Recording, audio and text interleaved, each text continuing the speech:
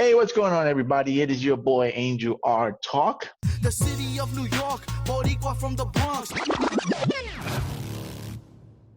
Lately, I've been talking to a lot of politicians, and it is an election season, so it makes sense. So I'm just gonna cut right to it because I know you have had a very long day, and probably want to eat, rest, and do all the things that people do at the end of the long day. So please introduce yourself, tell us who you are, tell us where you're running, and we'll rock and roll.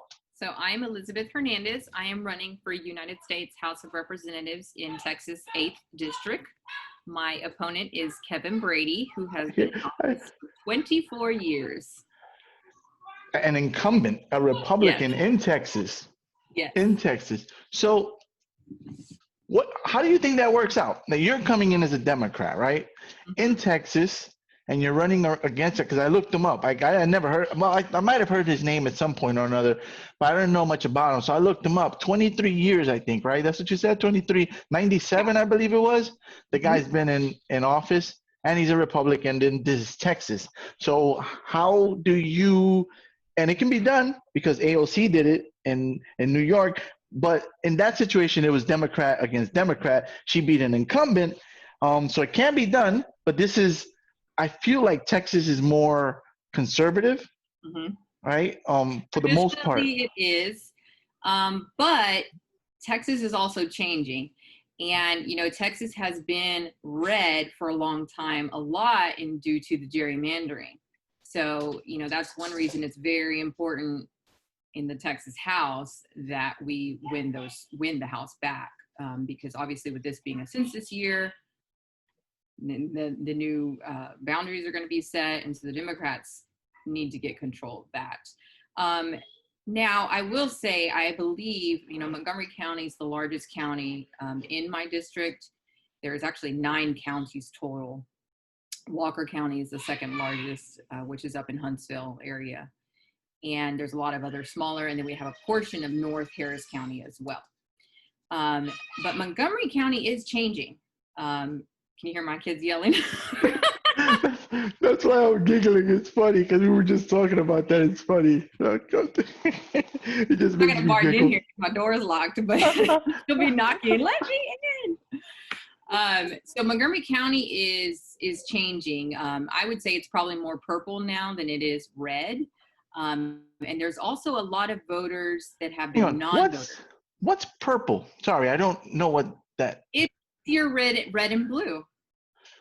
Red and blue makes purple. Oh, okay. Yeah. Okay, So our Montgomery County chair, she actually is running a podcast, I believe, with somebody from the Republican Party called Purple Politics. And they discuss politics in Montgomery County. And I don't know if you've looked at my logo for the campaign. You know, this is kind of a silly thing, but at the same time not. When I was trying to decide what I wanted our logo to look like, not only is purple one of my favorite colors, I wanted it to be the merging of red and blue. So if you look at the logo, one side is blue and one side's red, and it blends into purple. That's clever. For a few reasons. One, Montgomery County is changing. It's probably more purple than it is red. Number 2, you know, I believe we need to work more together and not so, you know, I'm on the left and you're on the right and neither one of us are willing to compromise. We don't get anything done when we don't compromise. Nope. Unfortunately, there has to be compromise. So that was the other piece. Oh, there's my cats making down. My wife is in the kitchen. This is going to be a podcast of reality, and so it's okay, you know. Chaos. Yeah. So I wanted, you know, I firmly believe we need more working together. And obviously with the district itself being somewhat purple, you know, I need to bring that representation. And then number 3 being that I love purple, and I actually have purple in my hair. I don't know if you can see it, but I have had purple and blue actually in my hair for. You like Prince then? Years. I'm gonna say. Yeah, I do like Prince. You know, you should try to work out the permission so you can use some of his music That'd be awesome. You save that for the presidential bid, and then you. Yeah. You sound like my campaign manager. So yeah, it's purple and it is changing. And I think it's important in this district to get with a lot of the Hispanic voters, the young voters, the people that have not been voting. I firmly believe that the Democrats have the numbers to win. It's just about getting them out to vote. And Right. from history, Kevin Brady has a lot of times gone unopposed. No candidate has run against him on the Democratic ticket. And so a lot of times it would not surprise me if you ask somebody off of the street, do you know Elizabeth Hernandez, or do you know who Kevin Brady's opponent is? Did you even know he has an opponent? And people will probably say no, because they're not used to him having opposition.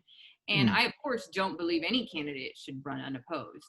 No, of course not. They should all have somebody, even within their own ranks. I mean, I don't know the guy.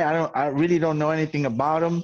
But the little bit of reading that I read it seems as though he would basically be in, stand file Republican, not kind of, like there's some of them. I've actually spoken to a few Republicans. In fact, for a period of my life, I was in the Republican Party myself. So I've seen that within the party itself, there are extremes. I guess he falls right in line with the rank and file. Like that's what I gathered from my, my quick reading on him. Yeah. So your background is accounting, which is a good thing. I mean, to have a numbers. Have you ever done any politics at all, or you just kind of went straight for the? You went straight for the jugular on it. Go big or go home. So my campaign manager has been trying to convince me to run for a while, actually. And I've worked in accounting for almost 20 years.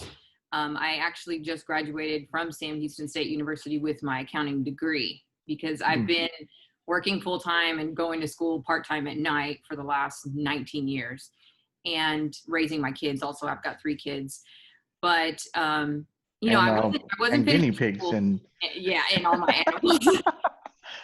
2 cats, 2 dogs, 4 guinea pigs. And so I was like, I can't run for Congress. I'm still finishing my degree. I've got to focus on that. And I was scheduled to graduate this summer. And I ended up having a primary opponent. I did not know I was going to have a primary opponent. I filed to run. So I filed to run thinking I was just going to be the Democratic candidate running against Brady. And then the day we filed, which was December the 9th, if I'm not mistaken, I found out that I had a primary opponent. And we literally didn't have anything ready. Like, our website wasn't up. I mean, my social medias weren't ready. I was not anticipating. And so we very quickly had to get our website up, because people were going to start looking at, like, who is this person, And my primary opponent was San Jacinto County chair. Hold on one second. Yeah, check up on the little ones. Gosh, I lost my train of thought. What was I saying? You were talking about how you expected to be unopposed in the primary, and somebody crept in, and you had to get everything ready. She had filed maybe at the same time or right before, but we found out that day that she was running, and it was like, okay, we've got to scramble really fast. And it was hard because I was still in school. So that was December. I was wrapping up a semester, and then I had one more semester, and I always take 6 hours. And I had one class that I had to take this summer, which was my final class that I took, and I graduated on August the 1st. But congratulations on that. Thank you. Long journey. Congratulations. I got to have a virtual ceremony. Yeah, I know. You put in so much work and effort, and then they rob you from your that one moment of walking with the aisle and looking at the kids like, I did it, No, yes, and I really wanted to do it for my kids because, they sacrificed a lot too. Mom was at school 2 nights a week for 3 or 4 hours. And then when I was here, I was doing homework and studying for exams. And so, but the good thing is the school has said that they're hoping to have an in-person ceremony in December, possibly depending on, the coronavirus situation, obviously. And I completely understand. I mean, I was obviously sad, but at the same time, they should do all that in the future for you guys, regardless. Yeah. I think they will. Everybody that has not had their, because that's part of what your whole experience is. It's delayed. That's fine. We'll walk another time, but they should certainly, give you that. It's well deserved. So absolutely. So I had not been in politics before. I think I started telling you my campaign manager had been trying to convince me, and knowing that I was going to be graduating.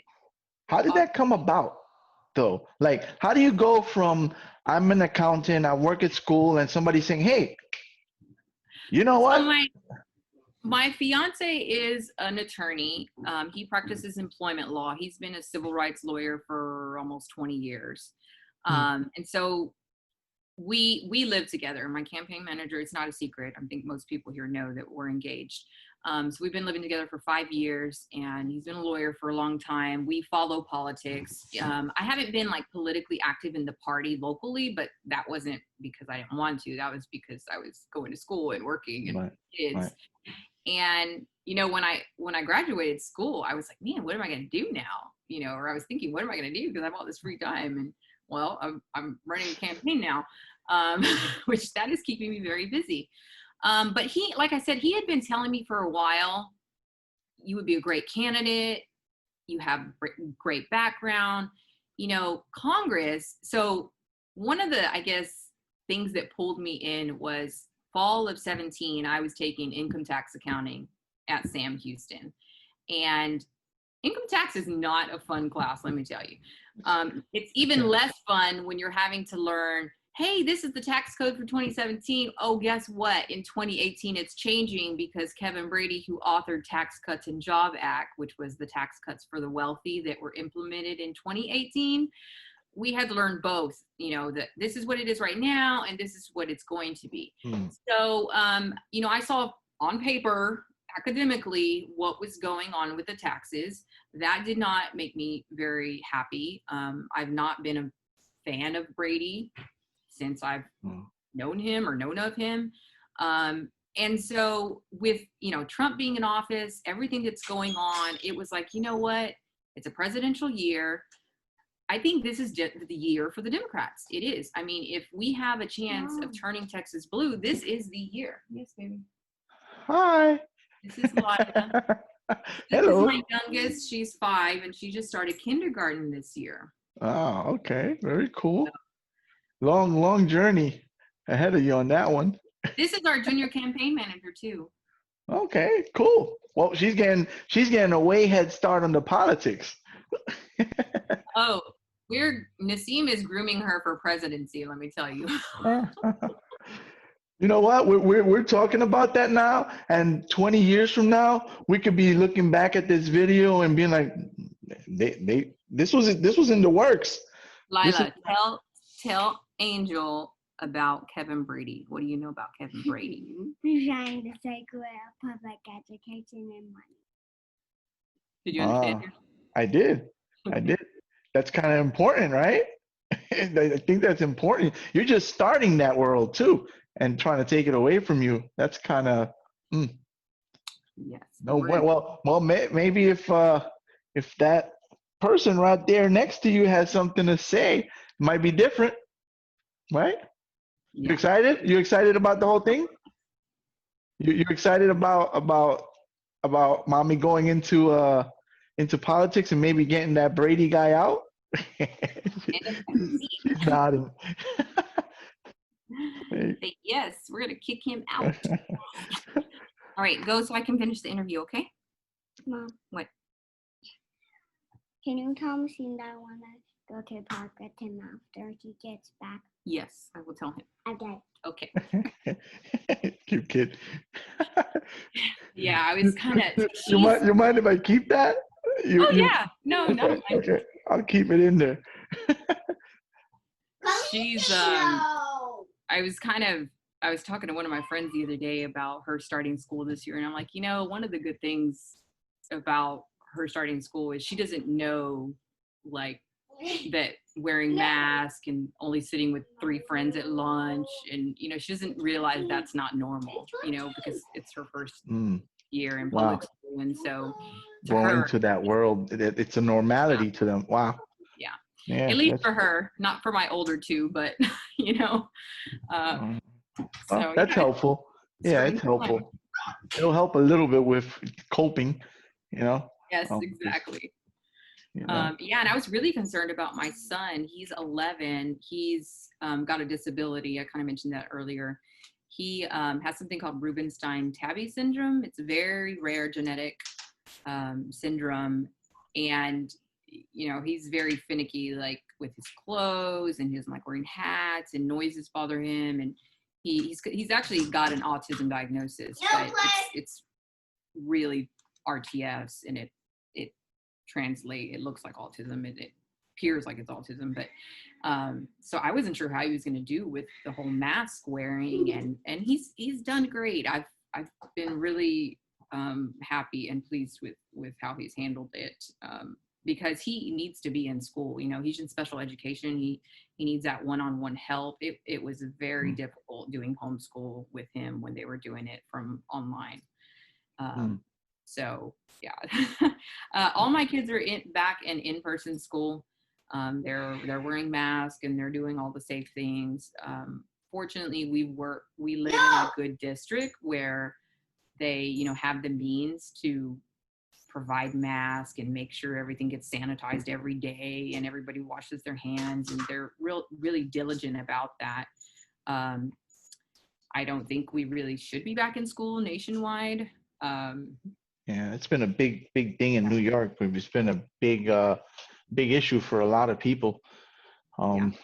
I don't know how I feel about the whole, because there are going to be some people that believe that this is all a hoax, right? And there's those, kind of people, and I don't think that's the case, because I've seen people actually die from this thing, lost friends, and my mom's lost friends, and and then there's the ones who are overly paranoid. So it's like I don't know.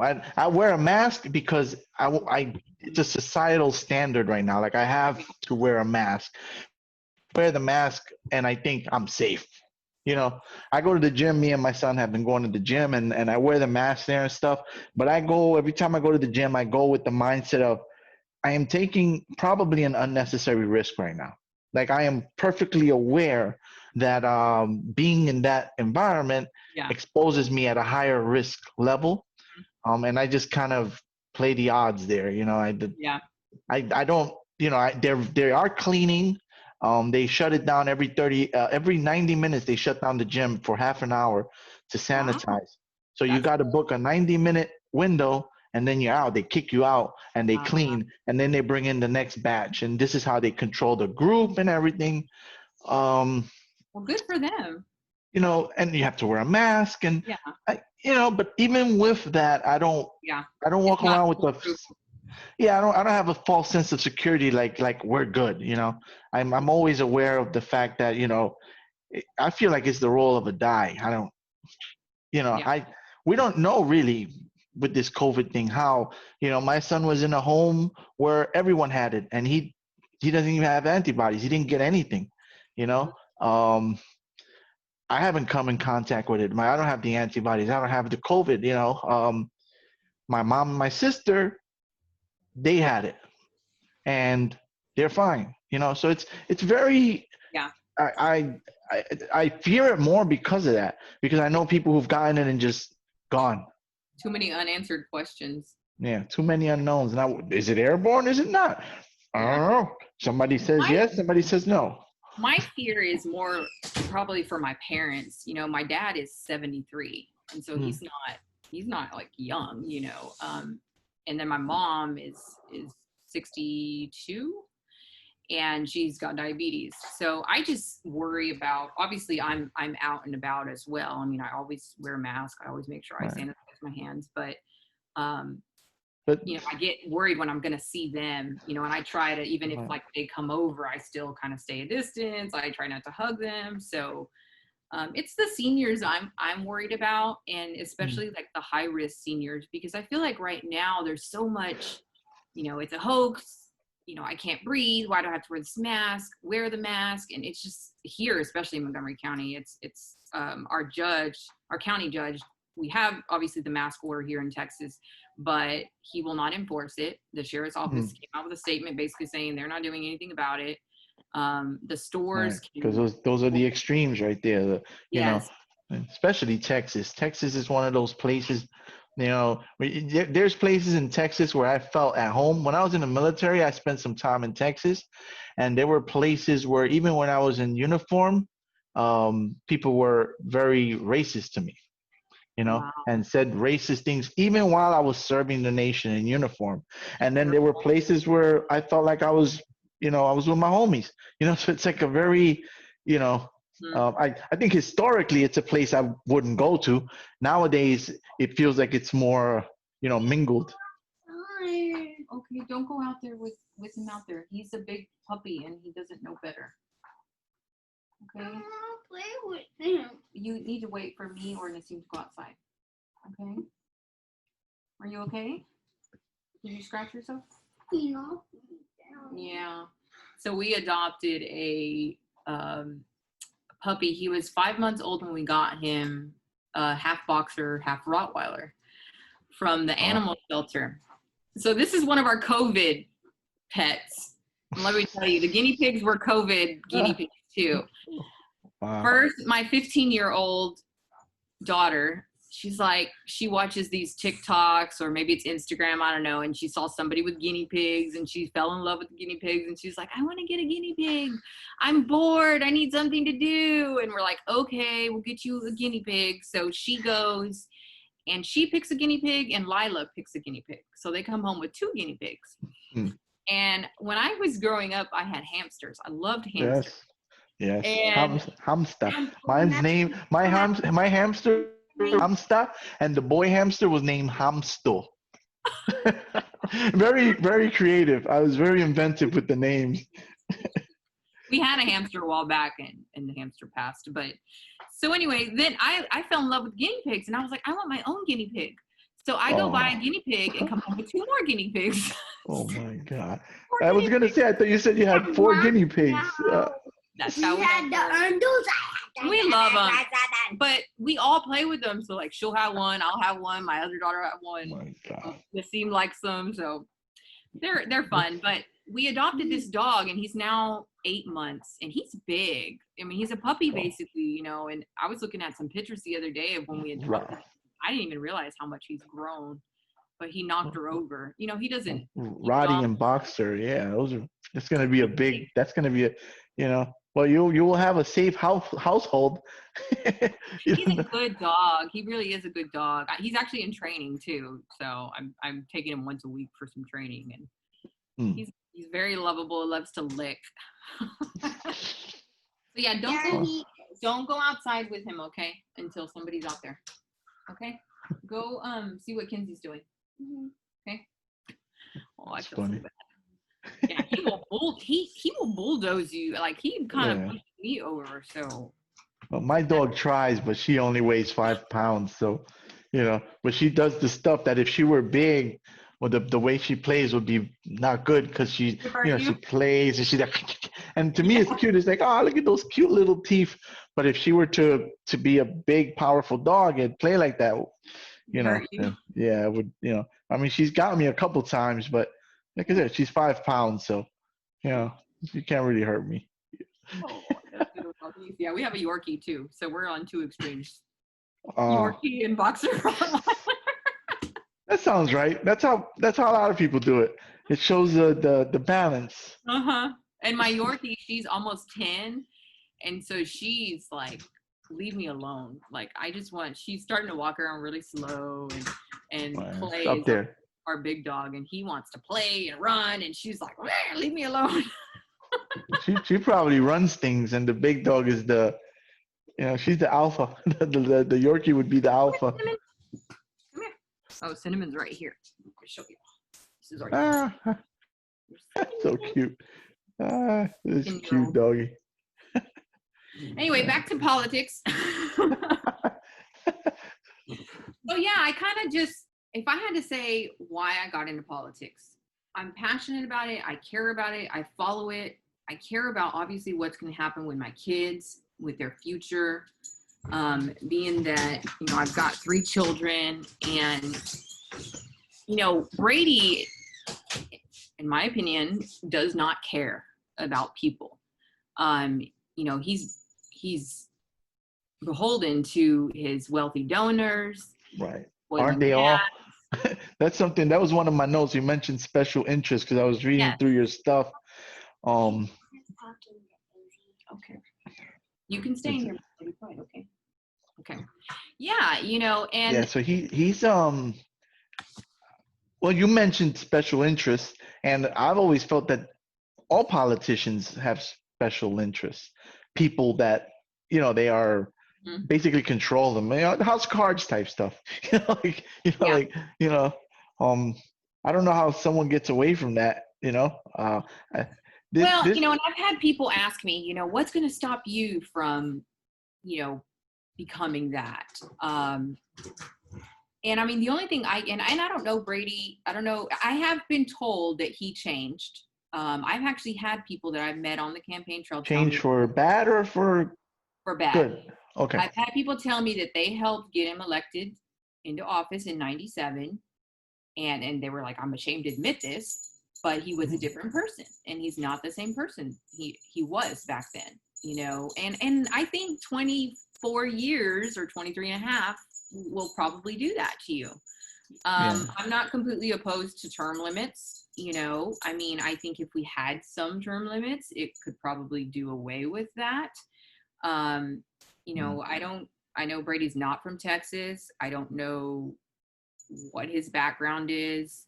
You may have looked it up, so you could probably tell me, but I have been in those shoes of the people, and I think we're at a point, I mean, the whole point of representatives is to represent the people in your district, and I don't know how you can really represent those people without understanding some issues,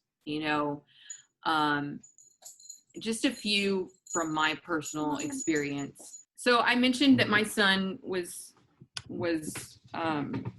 had a disability. So I've, had to deal with that, making sure your kids get the services that they need in school and the testing they need in school. My oldest daughter also has dyslexia. And so that was a little bit of a fight as well. So I've got both of them. One has a 504 and one's on ARD.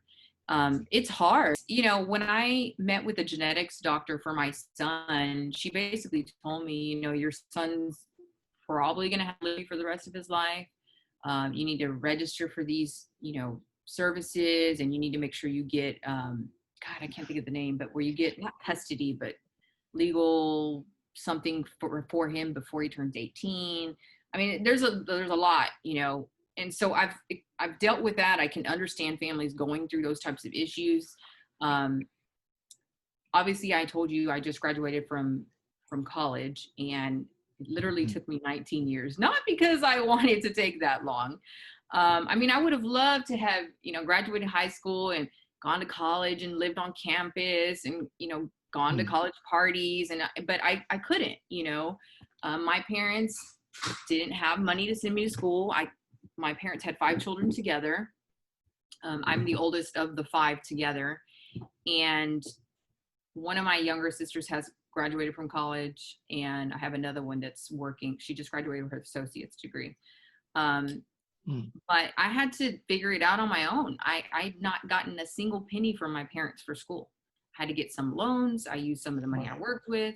And so it was hard. And then I had kids too. So, I took off years after having kids and stuff like that. But so I firmly believe, you can't get anywhere without an education. Like, I mean, I've worked in accounting for 20 years, and I pretty much career-wise bottomed out. Like, I could do so much more, but because I didn't have the piece of paper to show that I graduated, you can't get a job somewhere. Yeah. It's sad, but it's the reality of today. And, so I'm an advocate for at a minimum 2 years of free college. Everybody deserves an equal opportunity. And then It helps. People try to call these things handouts and stuff, but it's not I about mean, handouts, well, if you're investing in your people for the future, because they are the people who are gonna be there. The thing is that politician who's in power now, he'll be out in 4 years. He doesn't care. He Mhm. doesn't care about what but they don't realize that it's the people in general. If it wasn't for welfare, Section 8, these programs that we have here in New York, I would have not been able to be where I'm at today. I'd probably be in jail or in a street corner somewhere, waiting for a future congresswoman to walk by so I could rob her. You know what I mean? Like, this was the path. So Sometimes people just need help, and, with my case, I say I got lucky. And I say that all the time because when I was 18 years old, or I guess I was probably 19 at that time, I met a man that I worked at this really terrible job. I probably made $8 an hour, like doing accounting office work. And the gentleman I worked for, he was so old school, he had paper ledgers. Like he didn't even use accounting Peachtree. system. What was He, the I used Peachtree? to Is that the one? He didn't even have Peachtree. No, it was literally a paper ledger. I used to calculate payroll checks by hand, like calculating the tax rates. And he had one of those checks embossers. Do you know what I'm talking about? Those old, anyway, he's so old school. So I had to work Saturdays and Sundays. And I used to go to this little store that had like a little sandwich kitchen in it. And I was up there one weekend getting lunch, and this man that was the owner of a company called WW Foundation Drilling saw me, and he had seen me several times because we would pass each other at the store. And he was like, "What are you doing here on the weekend?" And I was like, "Oh, I have to work." And he's like, "You have to work on the weekends?" And I was like, "Yeah." And he's like, "Oh, you should come work for me. I'll give you a job, and I'll train you." And I'm like, "Okay." So I went to work for him, taught me without me having any education, because I don't think I started going to school until I was working there. He gave me a chance. Like he saw something in me. I was at the right place, the right time, but not everybody has that opportunity. Not everybody meets the right person at the right time, and I had to fight really hard. And it's not easy going to school at night and working full time and raising children. And some people just don't have the, will or the money or the means or whatever to do it. And it shouldn't be that hard. That's my bottom line. It should not be that hard for anybody. There's support that goes into it. I think back on that, and I think I was talking to my son 2 days ago. So I tell him I'd be on the subway with my hand up like this, coming because I'd work full time and go to school at night as well, and I'd be on the subway and going like this. Like just shutting down from just sheer exhaustion. So it's hard, and I mean with children, it makes it, because then you need a support system. How can you be in school? Well, somebody's got to be watching the kids. Somebody's got to help. I mean, even now with the COVID stuff is the same thing. A lot of people, how can you go to work? Well, who's going to watch the kids if there's no school? So there's all these, it's tough. It's tough. Life is tough, and there's things that can be done to make it better for people. And I don't feel like a lot of politicians do. I like having AOC in there because she's breaking it down. She's telling us things that we would never know or see. She's in there like, I'm in this legislative meeting and this guy here is doing this to prevent this from happening.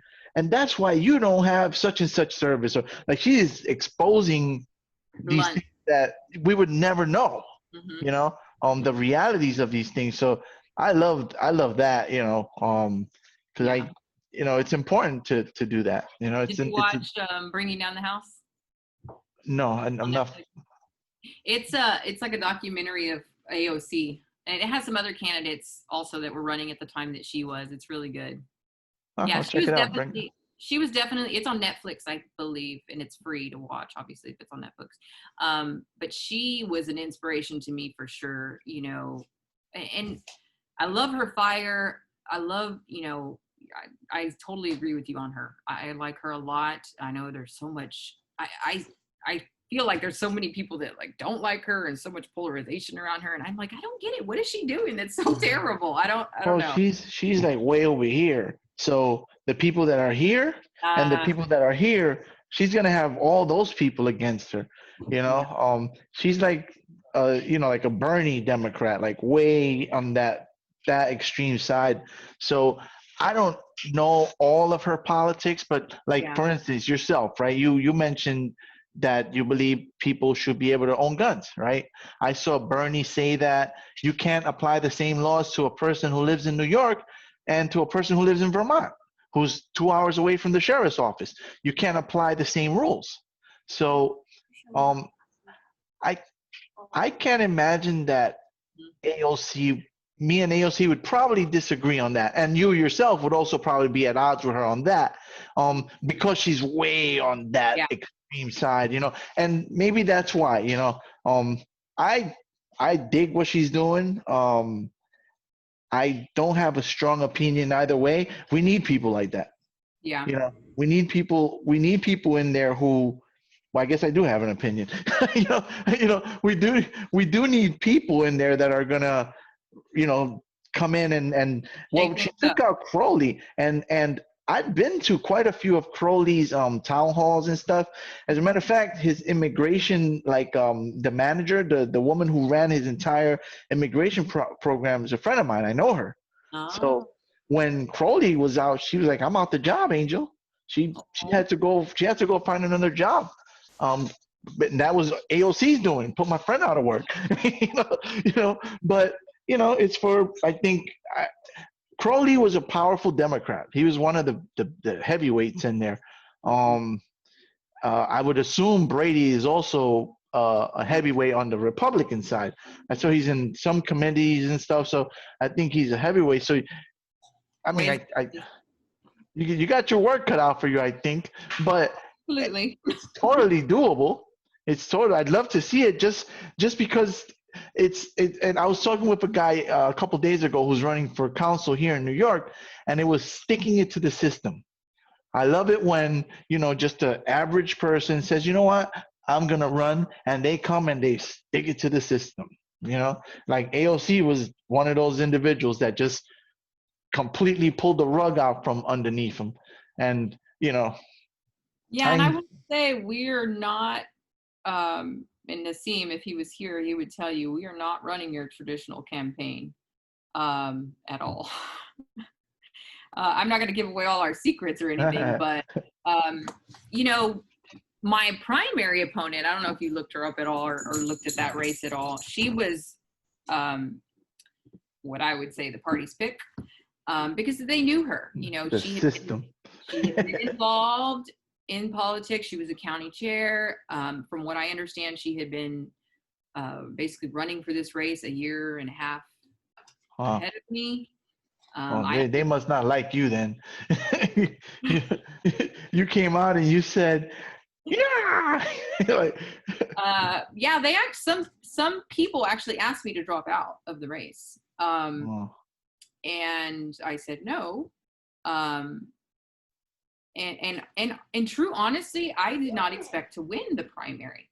Not because we didn't work hard, because even with me still being in school, we still worked hard. Every evening that I was free, I attended events. We did a lot of literature dropping or talking to students at SAM, because that was one thing that I had in my pocket is I was a student at Sam Houston. And so I was able to talk to students there. And when I talk to students there, of course, they get excited that somebody that's going to their school is running for Congress, you know, and so they weren't super supportive. And so we kind of just did our own thing, you know, and in true honesty, they probably don't have any idea what we actually did because they weren't involved in it. And I just didn't think we would win because of her, being in and knowing all Right. the She's people. the And pick. It's yes, like De Blasio. De Blasio won in New York. We don't know who the hell he was, and he just happened to be the guy that the machine picked. And he, in this case, he won. He actually won. So are they on board with you now? Because I mean, um, it's you or the guy that's in there, right? That's kind of like it's hard to say, honestly. I get so many mixed feedback from different people that I talk to. One minute I feel like, okay, we've got the support, and then one minute I don't feel like we do.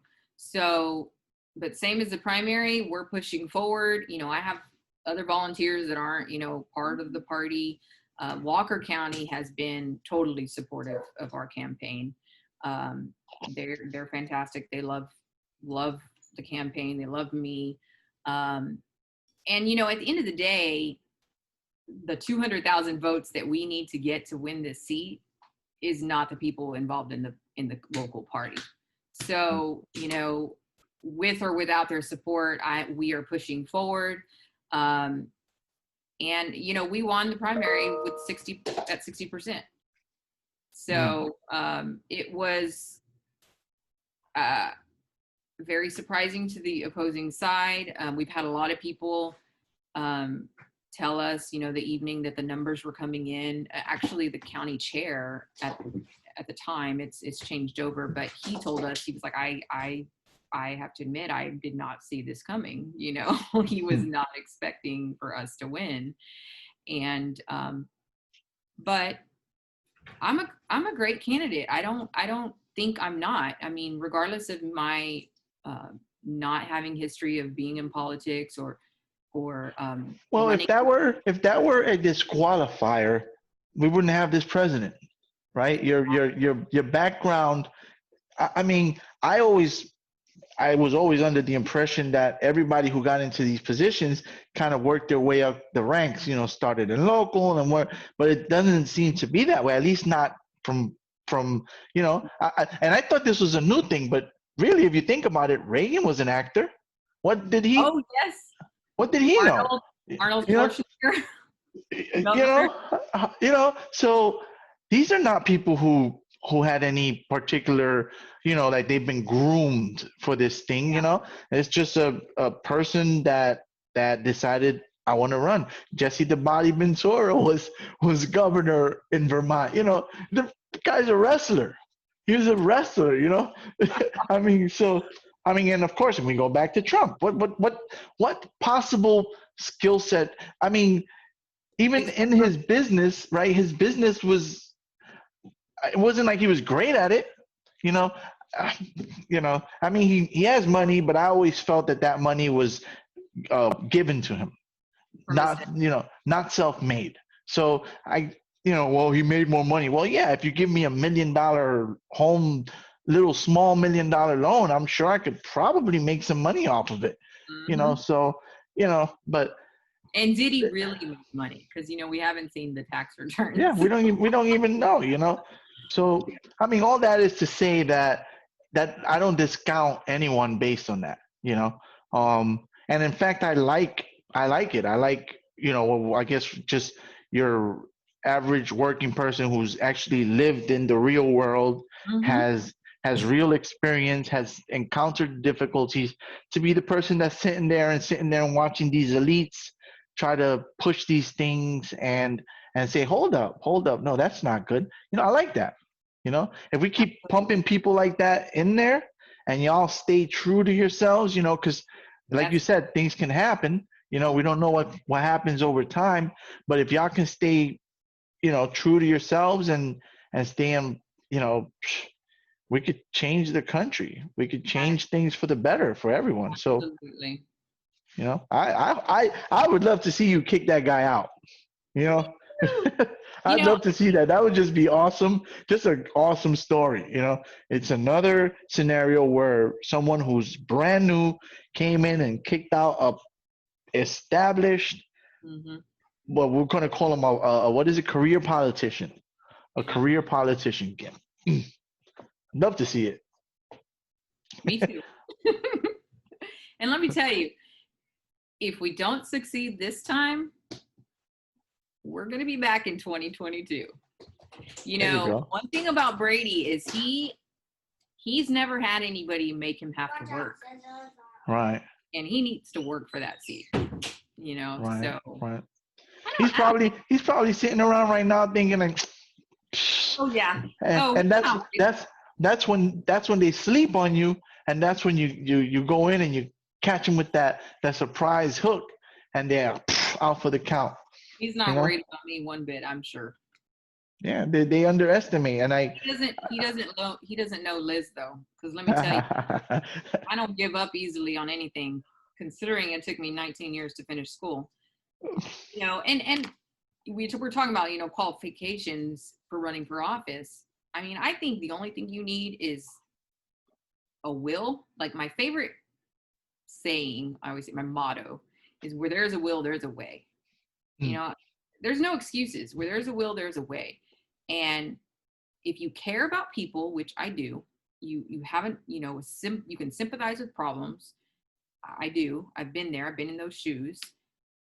And you're willing to learn, because do I know everything that, you know, going to Congress entails? Do I understand the whole like process and how all that works? No, I'm not been in that. You know, I'm not a lawyer, but I can learn anything. And I can read some books. I can go to their trainings. I can. Most of that will be OJT. You just get in there and do the job. You know, Exactly. I mean, you think. So we need more real people. Yeah, like I agree. Like myself, that are willing to step up.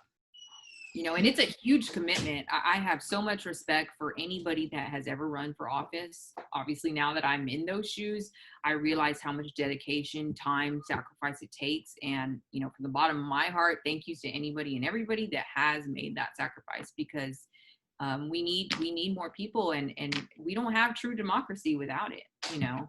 So. I'd love to see somebody get in there and do an AOC to Mitch McConnell.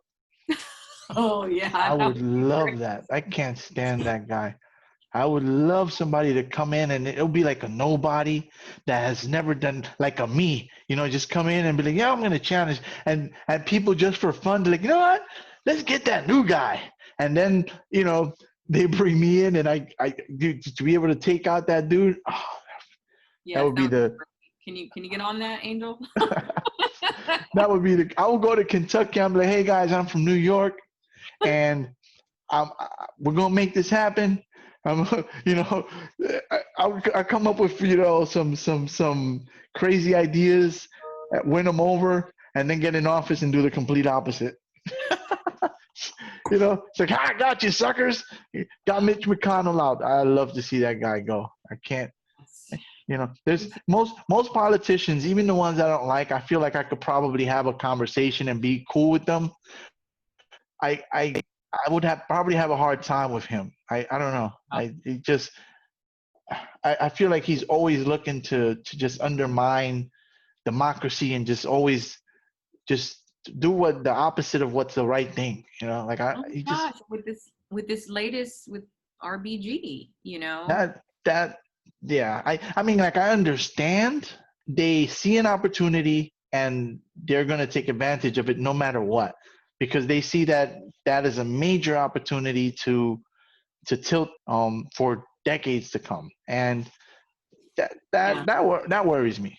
That worries me. It does me too. And I posted a tweet, and I think on Facebook, about that the other day, saying, you know, if they go low, we are packing the courts. I mean, I think that's the only way. I didn't understand that. I'm going to ask you to explain that to me, because I meant to ask you about that. I read that, and I didn't quite understand what you meant when you said packing the courts. I was a little confused. So what did that mean? Packing the courts basically means adding more judges. Ah, gotcha. Go to 11 or right. Okay. Because. And we can do this? This is something that can be done, like. Yeah. It's my understanding that yes, we can. Because I did read about that. Okay, so that's what you meant. Okay. You know, there's nothing in the Constitution that says you're only allowed to have 9 judges on the Supreme Court. So, So then we have to flip. We have to flip the Senate. And get the Um, presidency. this way we can do things like that. I Yes. dig it. I You know, dig I it. mean, but they're leaving us with no choice. You know, I mean, it's Hey, completely hypocritical considering when of Obama course. wanted to Oh appoint. yeah, I remember. You know, I remember. so what Yeah, they're not leaving us an alternative. So yeah. I recall. I mean, there's a lot of things that went into that though, because um we didn't. If I think if we had all the the houses and we probably would have done it too. Like, you know what I'm saying? Like, I think we're no, I'm gonna appoint somebody. If we could have done it, we would have done it. I mean, it's real talk. We would have done it, but um, well, and I you don't know, know. the thing about Merrick Garland was he wasn't even like a super liberal. You know, he was Yeah, somebody very middle of the road. You know, he made a very strategic pick so that the Republicans wouldn't push back and wouldn't right. say, no, we're not gonna, you know, agree to swear him in. And they still, it's Yeah, like no compromise on their side. yeah. You No, know? that's the major problem in our country overall, that we just people don't want to compromise. I have a lot of people from the right on my social media on both major platforms and stuff, and people often ask like, Angel, if I should associate with you because I don't know where your heart is at. I said, what are you talking about? Like, I don't understand. You know what I write and say, yeah, but you're still friends with that guy who's a right winger. So what? So what? I'm not gonna cut off every person who's a Yeah. right winger because like, it just doesn't make sense to me. Needs You to be well first, rounded. yeah. How are you gonna know what's going on in the world if you only surround yourself with like-minded people? Absolutely. You How will know, you ever, how will you ever grow? How will you ever change? How will you ever evolve? You mhm. know, I mean, it just doesn't work. I do, as I cringe, I watch some Hannity because I want to know what the other side is saying. You Of know, course, I need to hear that. So yeah, it's you have important. to, you have to educate yourself. You have to know. I mean, I was in the right for a while, right? If I wasn't friends with a lot of leftists, and maybe that thing that clicked in my head that says, "Whoa, I can't associate with this political party," would have never happened. I Hmm. would have stayed over there. You Yeah. know, um, although they did a pretty bang up job of making me want to leave anyway. The biggest thing with them, one of the reason I went over there was because I wanted to keep my guns, right? Hmm. So I wanted to protect my gun rights. So that's why I went and started supporting the right. But then on social issues, I was at odds with them on everything. I'd be in a car. I don't know if you ever come across a guy named Wayne Dupree. He's a prominent right wing blogger. He's like, Trump needs a black guy to talk to make him look like he's not he calls Wayne. Like that's so me and my buddy Wayne were going to West Virginia, and on the ride down we were talking about immigration. Hmm. And I was telling him, we need to help these people, blah blah blah. And he's like, send them all back. We gotta send them all back. So our views were at odds in that. And then I start going to the rallies. I'm attending these events, and I'm sitting there and I'm listening, and I'm like, you know, except for the guns, I I don't don't agree agree with with the this. guy. I don't agree with these guys on anything. What the hell am I doing here? Like, and I went independent for a while because, as I mentioned in the very beginning, I don't believe that any of the parties has our real best interest. It's always their own best interest. Yeah. I've never believed in. I don't believe that the Democrats in Congress and those people care about us and really want to, with the exception of a few, and things are changing. I believe. I have to believe AOC is for real, Yeah. right? Regardless of whether or not you agree with her views or you agree with her politics or whatever the case is, I She's have to believe sincere. like, it's coming from a place of like Yeah. reality. On her own, she went and did this thing against the powerful Crowley, and so I believe her. I believe her. I still think she's pure, right? Now, Yeah. ask me 10 years from now, 15 years from now, who knows? Who Yeah. knows? You know. So I went independent, but then I couldn't vote in primaries. I couldn't vote. I couldn't vote in any of the primaries here in New York. So I had to pick a party. So I joined the Democratic Party, and just so that I can vote. Yeah. You know? So, and interestingly, even when I was in the Republican Party, I voted for Obama both times, because I was a Republican only like for a year during like the transition of the second, when he was going into his second, and I still voted for him. And I tell you, those guys did not like to hear that when when when I was speaking at those rallies, because I told them the truth. Yeah. Why'd you vote for Obama? Because where I come from, who I am, I'm a guy from the South Bronx, what you would call the ghetto. You know, I feel like not voting for him was betraying who I am. You know, Yeah. betraying where I come from, betraying my people, betraying that version of me who needs a little extra help to become the me of today.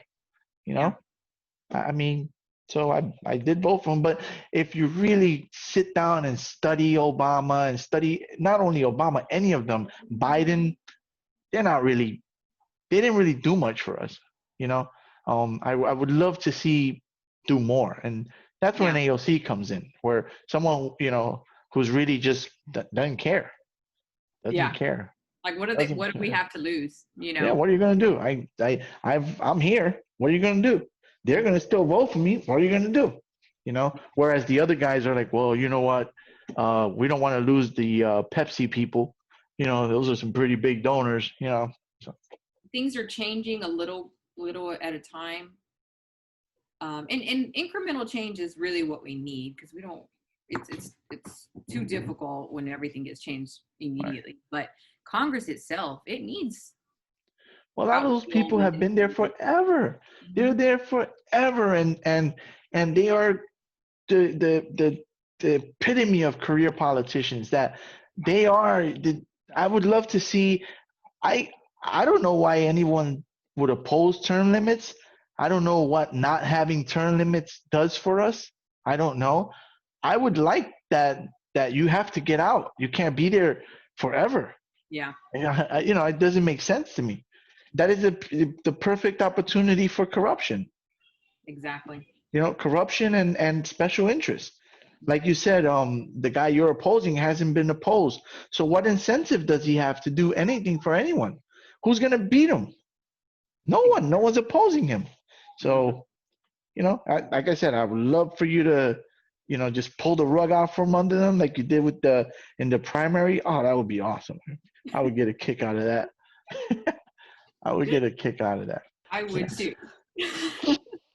Anything that you know you want to say in closing? Obviously, I want to share how you can find me to Of support the course. campaign, whether you live in Texas or not in Texas. You know, the thing about this race is, yes, you know, I'm running in District 8, but Brady is powerful. He's on the Ways and Means Committee. He was the chair. And his policies really affect everyone. Obviously, just evidenced by the Tax Cuts and Job Act that he authored, you know, and got passed. So it's really important that we remove him from office. Our website is Liz for Texas 8. It's LIZFORTX, the number 8.com.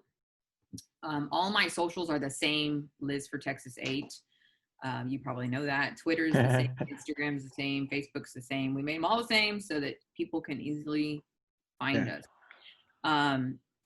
So obviously we need donations. Brady with his, you know, special interest Mhm. donations has a lot of money.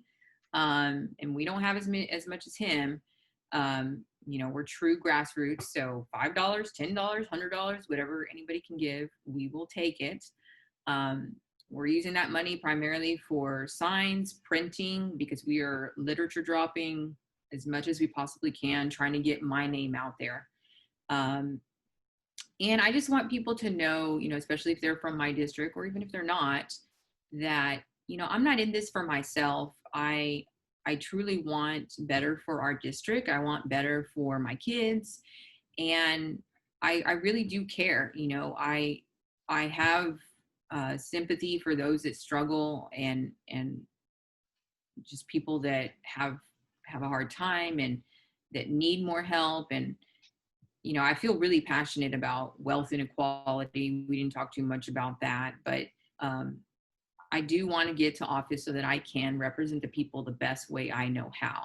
And regardless of me not being your career politician, I don't want to be a career politician. That's not my passion. We have, I didn't talk about this earlier, but we have 9, the last time I checked, 9 accountants in the House and 2 in the Senate. That's 11 total. There's 435 House members, 9 accountants. I mean, you would think that they would have a little bit more people with accounting background, considering that, they're determining our budgets, where all the money's going, and they don't. When Trump went into office, we were $19 trillion in debt.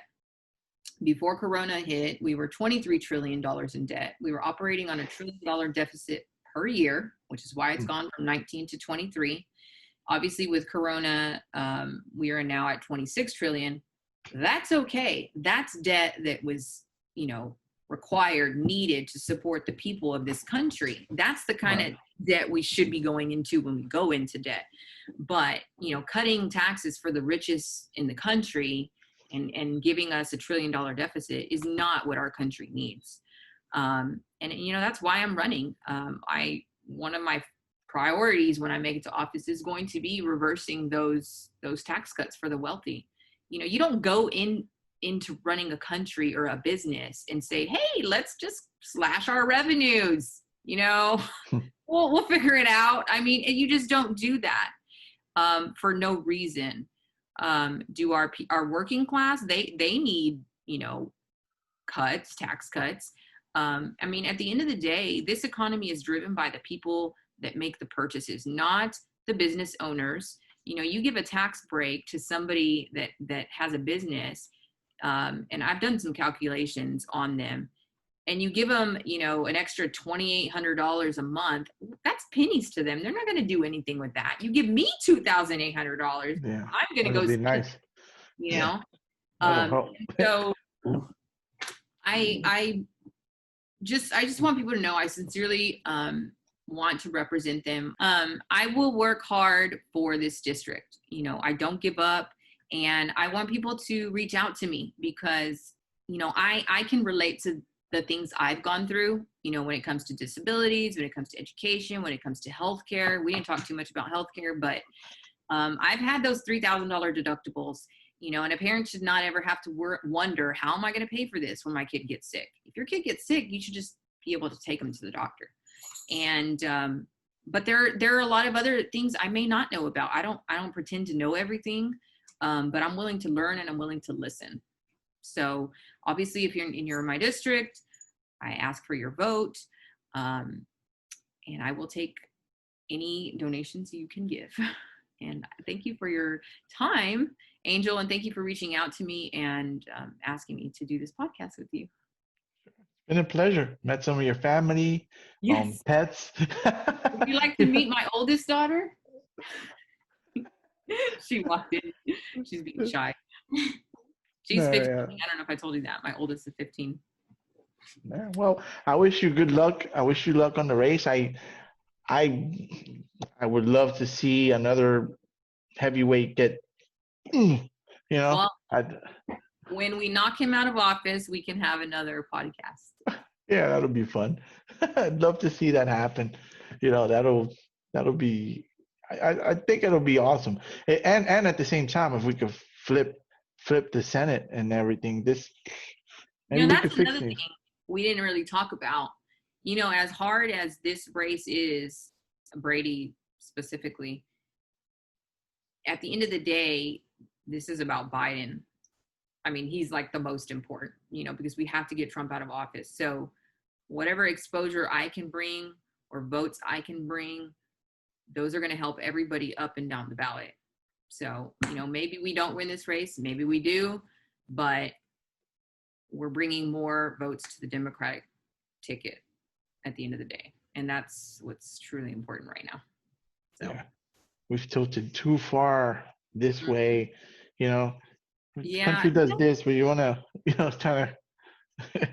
Well, in the Republican Party, you were talking about how you were part of them. They're not the same anymore. It's the Tea Party now. I mean, that's in those Republican seats, which is why there's so much the McConnells who are unwilling to compromise and who are super hypocritical. Yeah, that was a dark period in my life, a time of confusion.